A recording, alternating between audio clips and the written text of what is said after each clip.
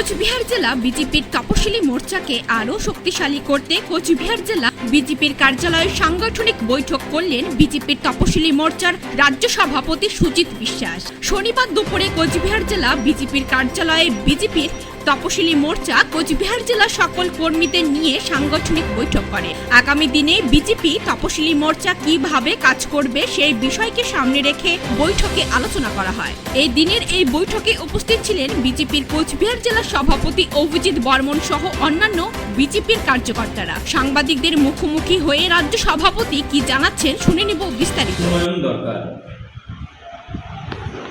বলছিলাম এই যে তপশিলি সম্প্রদায় বর্তমান সময়ে সব থেকে বড় সমস্যা কি বলে মনে করছেন, মানে সম্প্রদায়ের মানুষদের জন্য? প্রথম সমস্যা হলো বিগত 11 সাল থেকে 26 সালের আগ পর্যন্ত টিএমসি সরকার তপশিলীদের যে শংসাপত্র প্রদান করেছে সেইটা হলো একটা হেডেক বলতে কি বোঝাচ্ছি, ম্যাক্সিমাম সার্টিফিকেটটা ডুপ্লিকেট। যারা তপশিলি নয়, সরকারের বা নেতৃত্বের তৎকালীন সরকার এবং তৎকালীন নেতৃত্বের যারা কাছে তাদের জন্য যে ডুপ্লিকেট সার্টিফিকেট ইস্যু করে প্রকৃত তপশিলীদের সুযোগ সুবিধা থেকে বঞ্চিত করেছে, তার প্রধান কাজ হলো সেইগুলোকে বাদ দেওয়া এবং তাদেরকে শাস্তি প্রদান করা।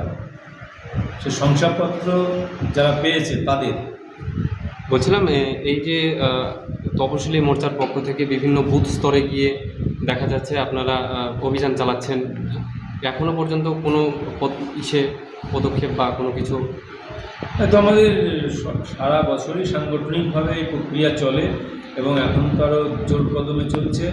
তপশিলি সমাজের প্রকৃত উন্নয়ন করতে হলে যারা একদম বুথ স্তরে রয়েছে তাদের থেকে সমস্ত কিছু তাদের অসুবিধার কথা জেনে সেই অসুবিধাগুলো সরকারিভাবে সঠিক সমাধান করা। এখনও পর্যন্ত কতগুলো এসসি সার্টিফিকেট জাল বেরিয়েছে বলে?